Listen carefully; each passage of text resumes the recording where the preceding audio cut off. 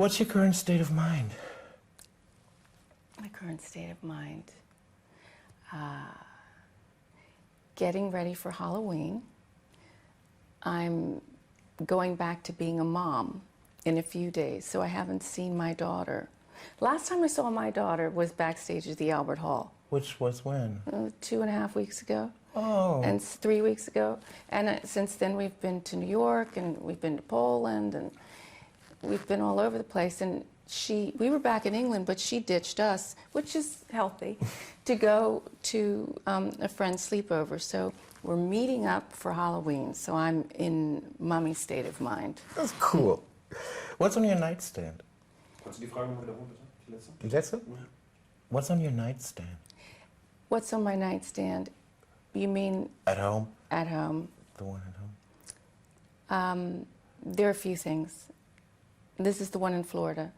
So there's always lip gloss, more than one, and they're particular crystals that mean something to me. A candle with some matches, and because it's Florida, quite a few flashlights everywhere, because when the power goes out, you need Does that happen a lot? flashlights. Yes, because of the storms, the lightning storms. Wow, that's a very glossy nightstand. If you were a man for one day, what would you do? Well, this is a stretch, but I would try and be, what is an advocate? If I could do anything, if you're telling me if I could do You anything, could do anything you want. I'd want to go to Russia and be an advocate of law and try and combat the corruption and represent one of the girls from Pussy Riot. That's a very good answer. That's what I would want to do. Who's the most important person in your life? My mother. Because my mother has taught me about the word love, what that really means. And she's trying to teach me that being a mother means that I have to divide myself up. There's the missus, there's mom, and there's the musician. And she said, yeah, of course you integrate all that, but the mother in me wants to carry what she carried for me, which was nurturing, encouraging me to achieve and strive, but not being overly critical. And I think women of my generation can become very critical, not just of themselves, but by being so self-critical, you don't realize how it spills over to being critical of everyone else. And it's one thing to be critical of your own work, especially as a musician, and you need to be. But then how do you step in to a different energy of acceptance and encouraging and watering that seed, instead of saying, oh, well, why isn't your English homework like this? Or why isn't your math homework like this? Or, you know, when is it enough? And yet, as my mother says, but it's a fine balance, because you want a child to strive to their full potential. So if everything is just okay, even if it's mediocre, then they get a sense that, you know, you can't be bothered. So it is a fine line, balance. What's home for you? Well, if I'm honest with you, home is where the love Please is. be honest Where with the me. where the love is. Where the love is. Oh, you know. that's nice. Because we travel so much. Mark and I work together, so we're traveling all the time. And we took Tash with us around the world. So we were traveling family on the road. You know, a lot of touring artists, if it's not the mother who's in the band, then sometimes they wouldn't always subject their child to the road. But we made a choice that Tash would go on the road with us. And she did until last year. And then she wanted to go to boarding school. She wanted to go to Hogwarts, right? She wanted to go Tori to and Hogwarts. Tori. Which person do you admire most? Oh, That changes. That changes depending on the day. You get me. Can you pick a field? Should we pick a field so that it's a little more? Which living famous person do you admire most? Living. Or no, let me put this on differently. Okay. If you could invite one famous person over for dinner, dead or alive, doesn't matter, who would you like to talk to or have over for dinner? Well, Deanne Arbus, the photographer. Oh, I love her. I've been wondering a lot about her. Here, you know Do you that. know? I didn't know that. They have an exhibition right now. Right now. Today. Don't run. No, I know, no. The thing is, I'm very familiar with her work, but what always distressed me was that, and I've talked about this with other photographers recently, is that where were we when she died? She committed suicide, and she was 48.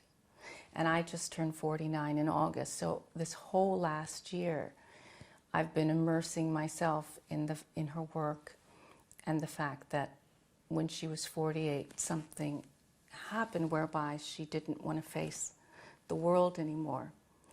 And my daughter Natasha would say to me, "Mummy, you've got to stop reading about this because, hello." Yeah. And I would love to have seen her world, to go back in time. That's a very interesting choice. Very good choice. She's such a great artist. Oh, And what awesome. she had to combat, though, see, women photographers at that time, Avedon and so many photographers cite her and mention her, but women didn't have the opportunities that they have now. This was just on the verge, the dawn of feminism. She was in a very lonely position in that aspect. She was, and isolated and not given the commissions that many of her male counterparts were given. Very good answer. I really like that. We're 49 too, both. So we're not only Tori and Tori. 49 and 49, yes. I'd like to stay here in this age because I've enjoyed my 40s. You didn't? No, I loved my 30s. And I enjoyed being up until I was like 42. And from then on, I don't like it. I'm hoping that next year it's going to be different. Something will shift. Yeah. So every couple of years something changes. So I guess this was my couple of years that weren't so great. But I'm optimistic. Optimistic is good. Something's going to happen. Could be. If you were to die and come back, Okay. what do you think you'd come back as, person or animal? Or what would you like to come back as? Well, I think the animals are... You certainly don't want to come back as an elephant because they're just being terrorized. And as a person, I'm not sure. I'm open-minded. I'd really like it if I did come back as a man. I wish I could retain what I know as a woman because I think to be able to have that perspective to take with you what you've learned from other times. I'd like to come back as a cat. Would you? Yeah, I'm a cat person. You're a cat or a dog person? More of a cat. Oh, that's person. nice. So we're 49, we're both 20. Do you remember the first time you looked in the mirror and you realized this famous person you've become? Was there ever a moment when you realized, oh, something happened? Yes, I think it might have been less clear than how you're expressing it, and it might have been fraught with judgment because I think women can be very always looking at other women. And why is that? do you know, my husband asks me this. My husband says to me, why do women always want to be so much smaller than they are? He'll say to me, so many women want to look like a male physique. Mm-hmm. And instead of embracing who they are, embracing their curves. And he said, I'm telling you right now, heterosexual men want women to embrace their curves. And I'm not saying gay men, I don't know if they even think about it. I think they kind of think, well, Not you know, really. this is my friend. You know, this is a woman that, Yeah. or they want to dress them. Yeah, let me turn you around. Because some of my gay friends will say, oh no, you can't be in that. You're right. That's not doing you any favors. So we're back to think about expressing yourself in this way. But women are so critical of themselves and each other, to the point where we need a little dose of compassion once a week, once a day, for each other. Yeah. What's your biggest flaw? Oh, there. What's your biggest flaw? My biggest flaw is laziness. That's not mine. I have many. Well, that's just one. I would say to you, refusing to tackle something that I don't understand. So if it's whatever it is, it could be math, accounting, understanding how the stock market works, all those kinds of things, instead of saying, okay, I'm going to try and take the time and at least be open to learning about it. When I get intimidated by something, then I just say, I don't think I'm capable. So I give up. But with things I do believe in, I never give up. Okay, interesting. What's your biggest strength? Kannst du die Frage nochmal wiederholen, bitte? What's your biggest strength? No, can I repeat this question again? What's your biggest strength? Seeing possibilities for another person's life or career. That's a nice answer. Well, I think it is. That's a good quality. Well, I'm kind of. I enjoy it. I enjoy hearing what somebody's up to, and if they might not have brought together their gifts, so they might not be seeing how they can maximize their gifts. They might say, I can do this, and I studied that, but then I traveled and I did this, and you think, what a light bulb, and you think, wait a minute, you're not maximizing all these abilities that you have. Interesting. Your fondest memory? The birth of my daughter. Was it hard, or was it an easy birth? Well, because Or is that too personal? No, because she was a footling breech, and because I I was a high risk pregnant, Oh, okay, I didn't know mom, and so she was a cesarean child, and therefore my husband was there, and the doctor that had been with me through other experiences was there, and we all helped bring her into the world. And that was, the song Gold Dust is really about her birth, the day that she came. I'm freezing that frame. Your eyes are so lighting up when you talk about your daughter. She's brought me laughter.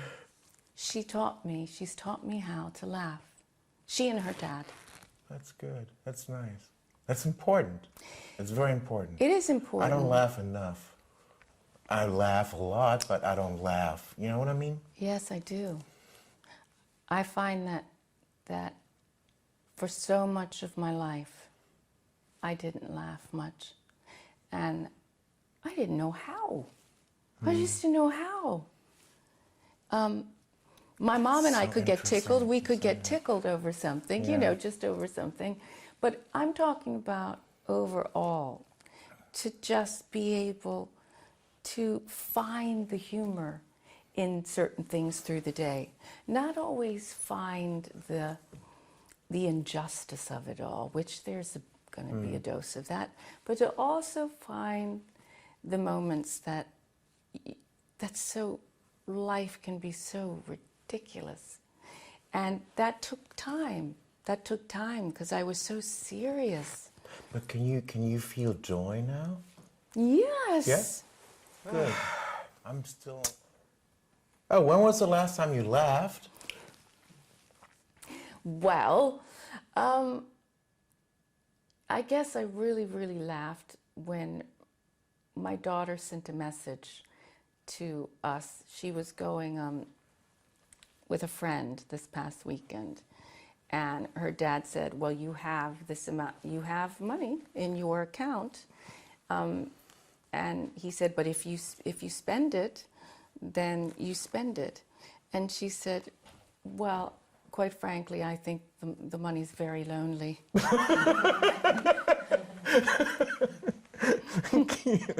When was the last time you cried? This morning we were talking about my grandfather, and the idea of there was a discussion happening about life and death. Okay. And I think sometimes you haven't spoken about somebody in a while, and then you remember how much you just miss them. Not that you don't feel them here, you don't feel them here, but you just miss having a conversation with them. Right.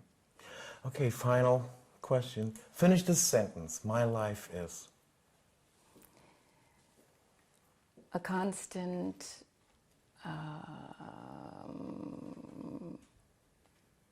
can you ask me that again? Yeah. No, Finish. Finish this sentence. My life is...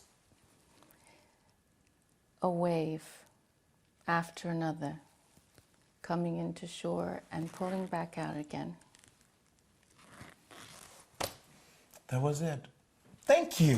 Thank you. Is that okay for you? I so enjoyed that. Really? Yeah, I so Thank enjoyed you. that.